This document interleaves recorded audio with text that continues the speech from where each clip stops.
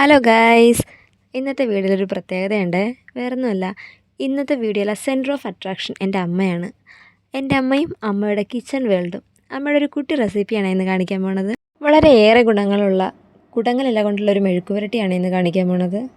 നമ്മുടെയൊക്കെ നാട്ടിൻപുറങ്ങളിൽ കാണപ്പെടുന്ന ഈ സസ്യം ഉണ്ടല്ലോ, വളരെയേറെ ഔഷധ ഗുണമുള്ള ഒന്നാണ്.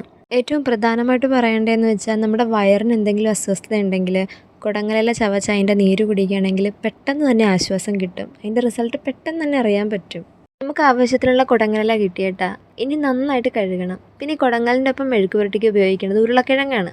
കുറച്ച് ഇലയല്ലേ ഉള്ളൂ, അതുകൊണ്ട് ഒരു ഉരുളക്കിഴങ്ങാണ് എടുത്തിരിക്കുന്നത്. ആ ഒരു ഉരുളക്കിഴങ്ങ് അത്യാവശ്യം മുഴുത്ത ഉരുളക്കിഴങ്ങാണ്.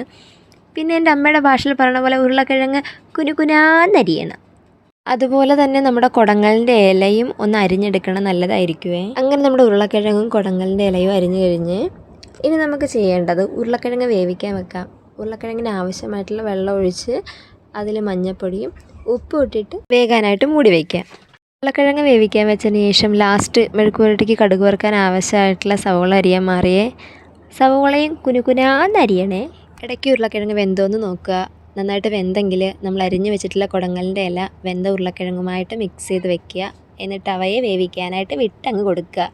നന്നായിട്ട് വെന്തെന്ന് ഉറപ്പുവരുത്തിയതിന് ശേഷം നമുക്കത് മാറ്റിയിട്ട് എണ്ണ ചൂടാക്കി കടുകിട്ട് സവോളയും വരട്ടി സവോള മൂത്തതിന് ശേഷം ആവശ്യത്തിന് മുളക് പൊടി ചേർക്കുക. ഓരോരുത്തരുടെ എരിവിനനുസരിച്ച് വ്യത്യസ്തമായിരിക്കുമല്ലോ, അപ്പോൾ അവരുടേതായിട്ടുള്ള എരിവിനനുസരിച്ചുള്ള മുളക് പൊടി ഇടുക. നന്നായിട്ട് മിക്സ് ചെയ്യുക. അതിനുശേഷം വെന്ത ഉരുളക്കിഴങ്ങും കുടങ്ങലിൻ്റെ ഇലയും കൂടി അതിനകത്തേക്ക് ഇടുക. നന്നായി യോജിപ്പിക്കുക. എല്ലാം സെറ്റായി ഉറപ്പ് വന്നതിന് ശേഷം നമുക്ക് നമ്മുടെ കറിപ്പാത്രത്തിലേക്ക് തട്ടാം. വളരെ സിമ്പിൾ ആൻഡ് ഈസി ആയിട്ടുള്ളൊരു മെഴുക്ക് പുരട്ടി അല്ലേ ഇത്. എല്ലാവരും ഒന്ന് ട്രൈ ചെയ്ത് നോക്കുക. വീഡിയോ ഇഷ്ടമായ സപ്പോർട്ട് ചെയ്യാൻ മറക്കല്ലേ.